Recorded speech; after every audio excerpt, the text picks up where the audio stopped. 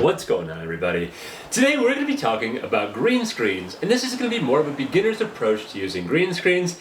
And if you didn't notice, this right here is also a green screen. I can go ahead and pull it off, and this is the actual table underneath.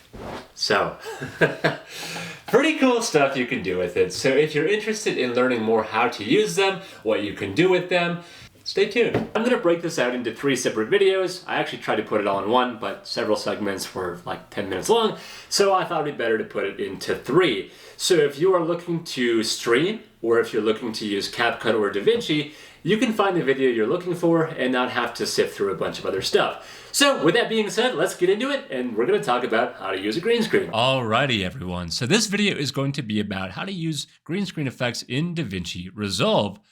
So I went ahead and opened up DaVinci Resolve. I started a new untitled project, and we're just going to go ahead and drag in the media for our green screen. So we can now see we have the clips.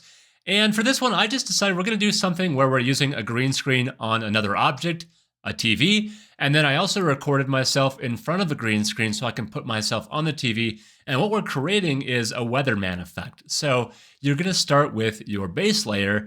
And again, this can really be anything you want, but just an example to how to work with multiple green objects in DaVinci. So we're going to start with the layer that we want. We're going to add that to our timeline, and I'm just going to extend it so we have a little bit of runway to work with. Now we have our extended forecast. I want to be able to put this on the TV, and then I need to put myself on the TV. So we're going to go ahead and grab this portion of the TV with our green on it, and we need to remove the green on the TV. So how we do that now is by going down to Fusion. Fusion is going to be this little magic wand here. We can see the fancy little sparkles. We're going to click on that. And now we need to add a tool called Delta Keyer. And now from Effects in this top left-hand corner, we need to click this little magnifying glass, and we're going to type in Delta, and Delta Keyer should pop up. We can see media in. We now have a Delta Keyer that takes effect before it spits the media back out. So from here, we're going to go to the right-hand corner and click on this little dropper, and find a good spot where we can remove a lot of this blue. So we want to have this gray checkerboard as black and gray as possible. So we're going to find a spot until most of it is gone. And it looks like this spot right here is pretty dang good. We can take it a level further and click on matte. And then we can also click on matte again in view mode and see how much of this we can make black and white.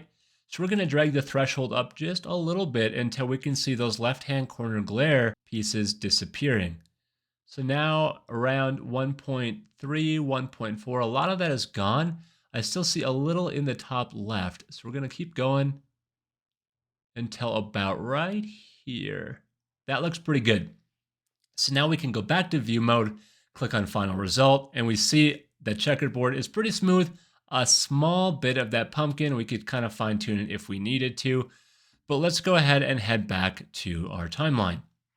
Now we can see this does look pretty good. If you did not know that pumpkin glare was there, there's probably not a chance that you're even going to see it. We can go full screen, and if you're really looking for it, you can see it here, but if you're kind of looking at the object on the screen, that's what you're going to see. So now what we need to do is fit this to the screen a little bit better. So I'm going to select on weather. We're going to go ahead and now make sure this transform tool is on, which it is. We can now drag this and make it fit our screen a little bit better than it was.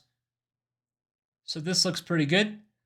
And we can go back to our full screen just to make sure what we're looking at. And I'm doing that by hitting Control F if you're on a PC or Command F if you are on a Mac. So now we can see the screen here. The bezels are cut out nicely on the TV. It looks pretty natural.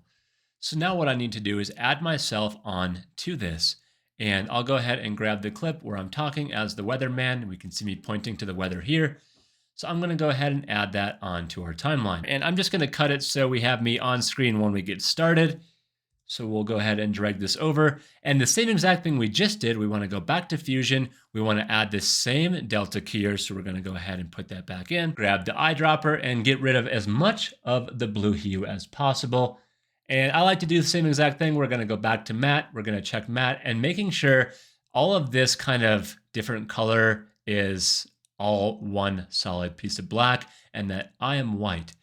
So again, dragging that threshold over until I am white and it is black, and it's not going to take any chips of me away. So like if we did this, part of me would be missing.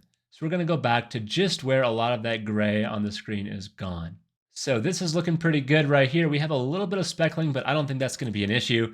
So we can go back to final result. And now it looks like it's pretty good. We can see this is a smooth uniform checkerboard. I'm looking nice at the camera. We're going to go back to the editor. So now what we can do is click on the clip we want, go back to transform, make myself a little smaller, and stick myself on the screen. We can see a little bit of me is actually see-through, so we may have to go back and edit that. But for the sake of showing you guys how to do it, this is exactly how it's done. Now we can press play and see myself kind of moving on the screen. And that is how you add green screen effects in DaVinci Resolve. If you guys liked the video, give it a thumbs up, and don't forget to hit that subscribe button. Thanks so much. So here we can see we have a chance of rain with about a high of whatever temperature this says. And now we are the weatherman.